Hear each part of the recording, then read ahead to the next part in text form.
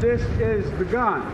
Tonight, the president announcing new federal regulations taking on the burgeoning crisis of ghost guns. It's going to make a difference, I promise you. Biden displaying the parts of a kit used to make a ghost gun, which before today's announcement in most states, almost anyone could buy with no background check and no serial number attached. Today, the United States Department of Justice is making it illegal for a business to manufacture one of these kits without a serial number. Illegal for a licensed gun dealer to sell them without a background check. The new ATF rules changes the definition of a firearm, now including the key parts of a firearm to be treated the same as a finished gun, closing a loophole in a black market exploited by the likes of felons and minors.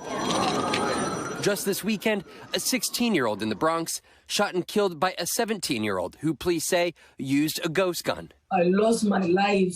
I lost my daughter.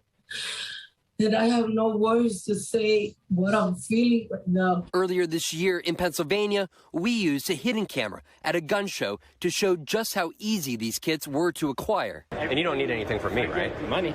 Money? Yeah. But no ID or anything. We're not doing background check. No. And they take relatively little time to build. How long does it usually take you? First time, it's probably going to be like an hour and a half, 2 hours. Okay. I mean, my fastest time was like 24 minutes. 24 minutes? Yeah. We surrendered this kit to law enforcement and filmed them assembling it to completion in just over an hour. And we spoke with one of the distributors of the kits. You're following the laws right now. Yeah, 100%. Handing over those kits just for cash, that is by the books. Yeah, it's like buying a lawn chair at Walmart. You can buy a lawn chair in cash. But that may be changing. The president today, flanked by reform advocates who have aggressively urged the Justice Department to expedite the new federal ATF rules, classifying these parts as firearms and requiring sellers of the kits to be federally licensed. One of them, Pennsylvania's Attorney General, Josh Shapiro. We're up against unserialized, untraceable, deadly weapons making their way into the hands of criminals. The number of ghost guns recovered by law enforcement in Philadelphia increased by 5 times in just 2 years. You've said federal action must be taken. That happened today. How will this impact your crackdown efforts? Well, this will certainly help us. We need to keep guns out of the hands of criminals and simply require a background check on those who want to buy a ghost gun. All right, so Vaughn joins us now here in studio live. Vaughn, you know, you and your team have sort of been at the forefront of the reporting on this, and we were just talking while your story was running.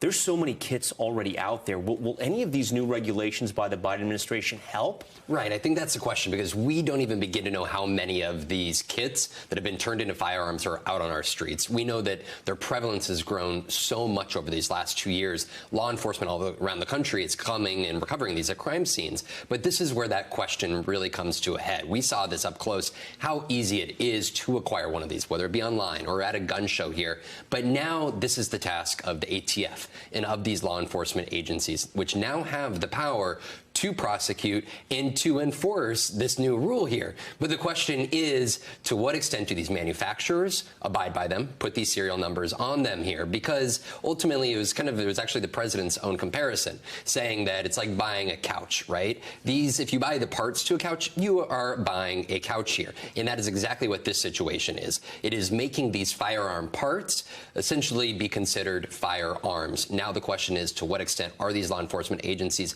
able to crack down on them? Because there's a reason that folks go and acquire these. It's an underground market. They're not banning ghost gun kits, right? They're not banning these firearms, but they are trying their best to at least make that underground market more difficult to work through. Thanks for watching our YouTube channel. Follow today's top stories and breaking news by downloading the NBC News app.